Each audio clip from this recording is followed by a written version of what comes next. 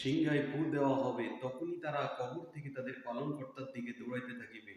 তারা বলিবে, হায় আমাদের দুর্ভোগ, কে আমাদেরকে ঘুম থেকে জাগ্রত করলো? আল্লাহ যা বলেছেন সবই সত্য বলেছেন, রসুলগণ সত্য বলিয়াছেন। সেই মুহূর্তে তাদেরই সবাইকে আমার দরবারে উপস্থিত করা হবে। আজকের দিনে কারো প্রতি জুলুম করা হবে না, তোমরা যা করবে কেবল তারই প্রতিদান পাবে। সেদিন জান্নাতীরা আনন্দে মশগুল থাকিবে, তারা তাদের স্ত্রীরা উপবিষ্ট থাকিবে ছায়াময় পরিবেশে আসনে হেলান দিয়ে। সেখানে তাদের জন্য থাকিবে ফল মূল এবং যা চাইবে রবের পক্ষ থেকে তাদেরকে বলা হবে সালাম। হে অপরাধীরা, আজ তোমরা আলাদা হয়ে যাও। হে বনি আদম সন্তানেরা, আমি কি তোমাদেরকে বলে রাখিনি যে তোমরা শয়তানের ইবাদত করো না? শয়তান তোমাদের প্রকাশ্য শত্রু।